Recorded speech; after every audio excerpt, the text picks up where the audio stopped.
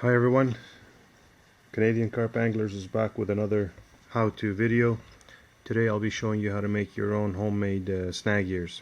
And basically what you're going to need is one of these T-joints which I picked up from my local lumber store. You're going to need 2 nuts and one of these big screws. Basically this is going to be the bars that hold your rods in place.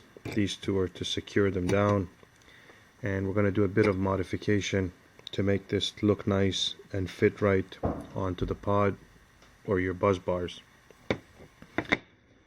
Additionally, you're going to need an angle grinder.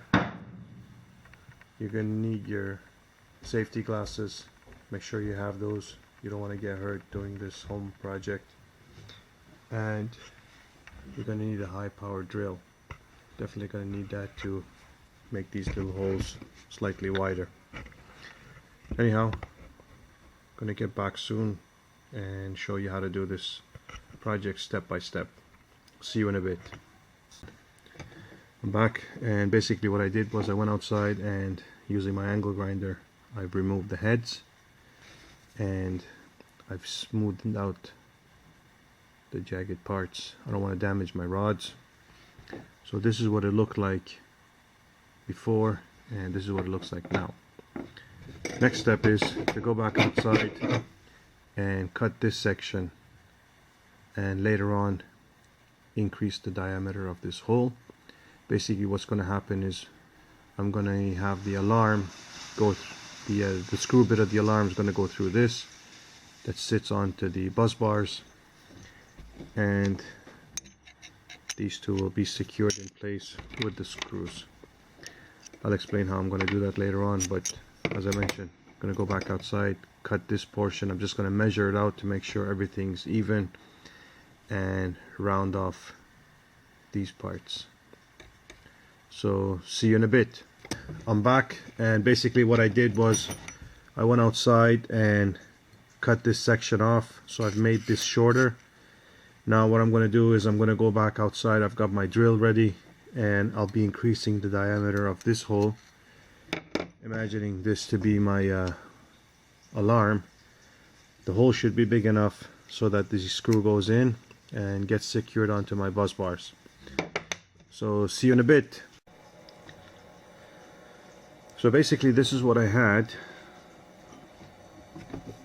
and this is what I've done. I've basically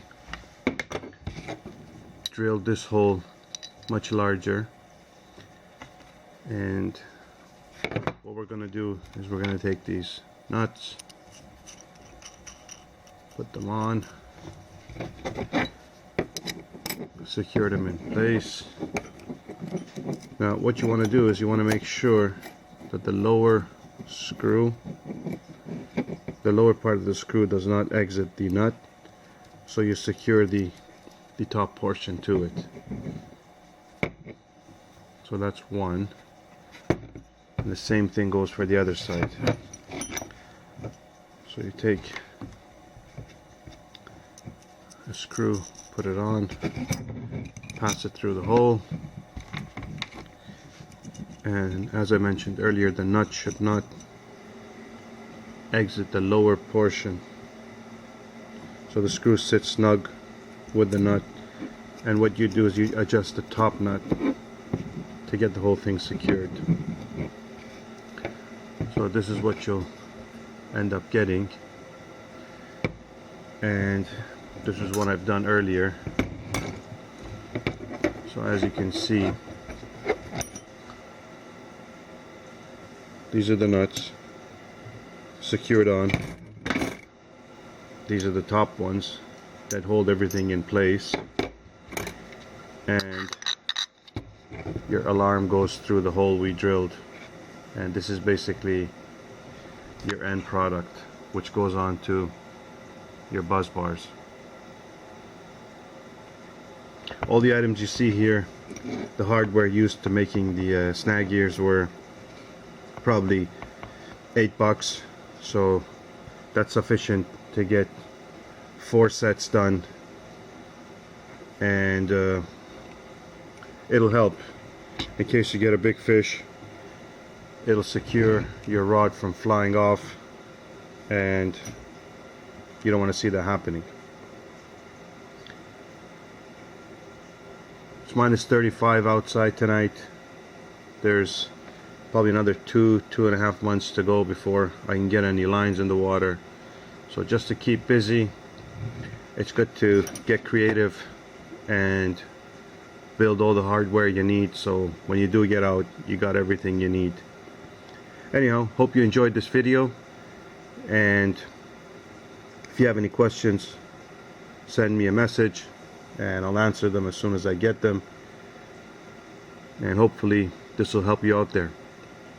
Thanks for watching, take care, and hope to see you soon. Cheers.